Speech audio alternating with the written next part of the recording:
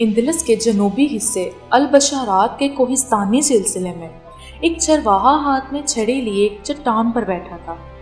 البشارات عربی زبان کا لفظ ہے جس کا مطلب ہے ایسی زمین جہاں گھاس کثرت سے پیدا ہوتی ہے۔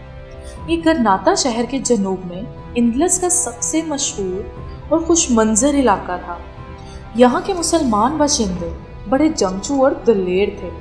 کسی سے دب کر رہنا ان کے لیے ناممکن تھا۔ یہ وہ دور تھا جب مسلمانوں کی آخری سلطنت گرناتا کا خاتمہ ہو چکا تھا۔ آخری مسلمان حکمران عبداللہ اندلس سے نکل کر افریقہ جا چکا تھا۔ اسپین کے نصرانی حکمران مسلمانوں پر ظلم و جبر کر کے انہیں زبردستی نصرانی بنانے میں مصروف تھے، لیکن مسلمان اپنی جان بچانے کے لیے بظاہر اپنا مذہب ضرور تبدیل کر لیتے، لیکن جھک کر 5 وقت کی نماز بھی پڑھتے۔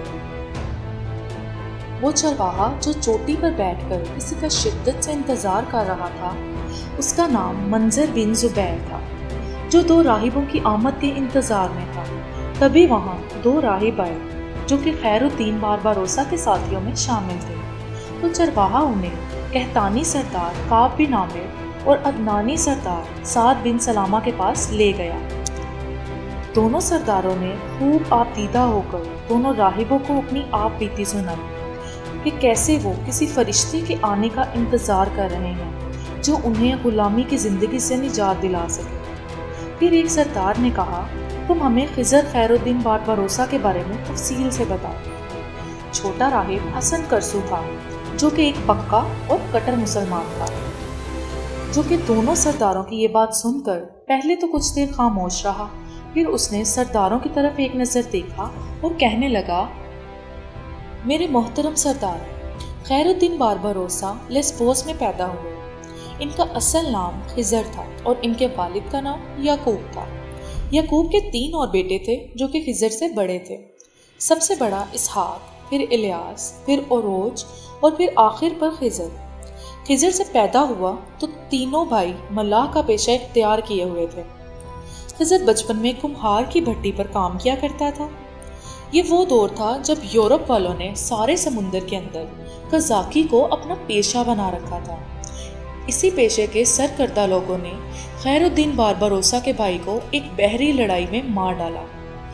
اس کے بعد خضر کے بھائی اوروج نے سمندر کی مہموں کو اپنے سر لے لیا۔ اوروج ایک بہترین ملاح تھا اور اس کی داڑھی شعلے کی طرح سرخ تھی، اس لیے اوروج کو بارباروسا کا نام دے دیا گیا۔ اوروج ایک بڑی فیاض طبیعت کا مالک تھا۔ ہسپانیہ کی جنگوں میں پہلے اس کا ایک ہاتھ کٹ گیا اور پھر وہ بحری قزاقوں اور ہسپانیوں سے جنگ کرتا مارا گیا۔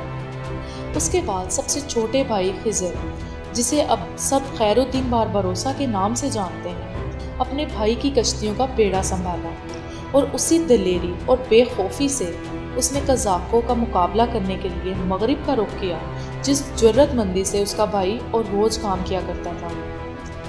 اب ہر کوئی بارباروسا کا دشمن بنا بیٹھا ہے، جیسے کہ ہسپانوی سالار مونکٹ، نیون جزیرے کا کماندار ڈان مارٹن، افریقہ کے جنگجو قبائل کے سردار عبدالعزیز اور احمد بن قاضی وغیرہ۔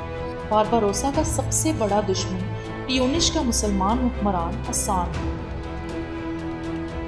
ساری کہانی سننے کے بعد راہب کہتا ہے، اب میں ساری داستان سنا چکا، لیکن اب یہ بتانا چاہتا ہوں کہ ہسپانیہ کے جو حالات ہیں انہیں مد نظر رکھتے ہوئے خضر خیر الدین بارباروسا چاہتے ہیں کہ جو مسلمان عیسائیت قبول نہیں کرنا چاہتا اس کے ساتھ کوئی زبردستی نہ ہو۔